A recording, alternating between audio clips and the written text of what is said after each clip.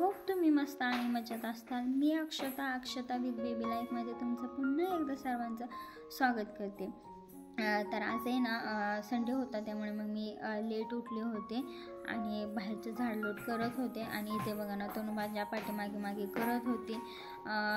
तसं तिला रोज बाहेर आणत नाही, कारण का थंडी एवढी वाढली आहे आणि धुके सकाळ भरपूर असतात आणि तिला सकाळचं आणणं शक्य होत नाही। सो आज लेट उठल्यामुळे ती देखील उठली होती आणि ती माझ्या मागे करत होती। ही नक्की काय करते, कसे करते हे बघत होती, इकडून तिकडून फिरत होती ती। तर चला, संडे म्हटलं की सुट्टीचा दिवस येतो नाही का। सगळ्यांना मस्तपैकी आराम करायचा असतो, लेट उठायचं असतं, लेट सगळ्या गोष्टी करायच्या असतात आणि आठवड्याभराचा थकवा सगळा आजचा दिवशी भरून काढायचा असतो नाही का। तर सुट्टी म्हणलं की निवांत सगळं, नाहीतर फिरायला जाणं, आठवड्याभराचं ज्या गोष्टी लागतात ते प्रिपेअर करून ठेवणं एवढंच असतं। पण खरं आपल्या बायकांना सुट्टी असते का हो? माझ्या मते तर बायकांची सुट्टी म्हणजे 1 तासाचं काम 3 तास करणं, लवकर उठण्याऐवजी तासभर लेट उठणं एवढंच नाही का। आता बघा ना, आपण थोडं लेट उठायचं, संडे म्हणलं की काहीतरी स्पेशल करायचं। स्पेशल मेनू प्रत्येकाच्या घरात असतो काही ना काय। संडे म्हणलं की इडली सांबार करा, डोसा करा, हे करा ते करा, करा ते करा, याच्यात आहे ना अख्खा संडे निघून जातो।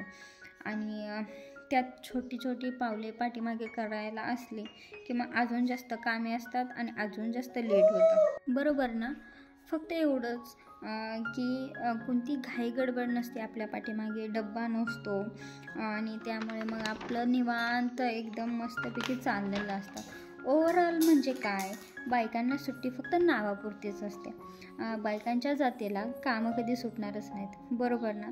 तर चला, इथे बघा माझं एवढं बोलण्यात माझं सगळं झाडलोट वगैरे झाली होती। तर इथे मी आंघोळ वगैरे करून आले आणि रात्रीच्याला थोडंफार शिल्लक राहिलेलं होतं। सो मग म्हणजे भाजी वगैरे शिल्लक होती, तर म्हणलं चला कशाला एवढं टाकून द्यायचं, तर दुपारच्याला आपण स्पेशल काहीतरी करूया।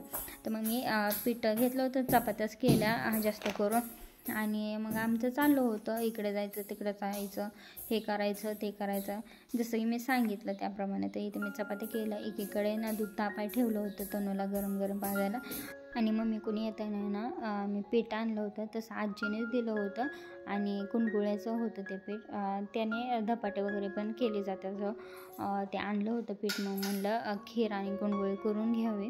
तर इथे मी चपात्याला आठवत होते आणि तनू मध्ये करत होती माझ्या बरोबर। आणि सकाळचं हेच एवढंच असतं, दुसरं काहीच नसतं संडे दिवशी। तर त्यानंतर मग मी चपात्या वगैरे करून घेतल्या, परत बाकीचे सगळे कामे आवरली फास्टमध्ये। आणि मग 4-5 वाजता आम्हाला जायचं होतं तरकारी वगैरे आणायला, भाजीपाला, कारण का आठवड्याभराचं एकदाच तरकारी भरली। तर त्यानंतर मग आठवड्याभर त्यांच्याकडे रोखून बघायचं नाही, कारण का ठरलं गेलं असतं की ह्या दिवशी हे करायचं, त्या दिवशी ती भाजी करायची, त्यामुळे मग काही गडबड वगैरे होत नाही। त्यामुळे मग आम्ही आठवड्याभराचं एकदाच सगळं भाजीपाला आणून ठेवतो। त्यामुळे मग आम्ही मंडईत जाणार होतो संध्याकाळच्याला। तर मग म्हटलं आल्याच्या नंतरनं हे करून घेऊ। तर मग इथे स्वयंपाक झाल्याच्या नंतर मस्तपैकी गरम जेवलो, नाहीतर रोजच्याप्रमाणे सकाळचं उठायचं, फास्टमध्ये करून घ्यायचं आणि मग 10-11 वाजता जेवायचं थंडपार। त्यामुळे मग हे कधीतरी संडेच्या दिवशी गरम मस्तपैकी खायला मिळतं तरी निदान।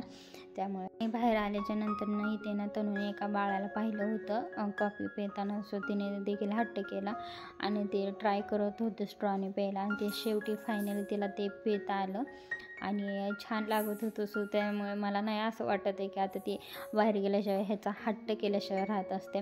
सो मग तिकडून भाजीपाला वगैरे आणल्याच्या नंतर हे पीठ मळलं होतं। आता इथे ना मी याच्यात फक्त ते मिक्स पीठ आहे, त्याच्यात मी फक्त मिरची, लसूण, जिरे आणि ओवा हे बारीक करून टाकलं आणि त्याच बरोबर हळद आणि मीठ बस एवढंच टाकलं होतं आणि ते पीठ मळून घेतलं थोडंसं घट्टसं, आणि एवढंच, बाकी काहीच नाही। आणि हे पीठ आहे ना आजीने दिलं होतं, तसं मला माहीत नाही आहे यात काय टाकलेलं आहे।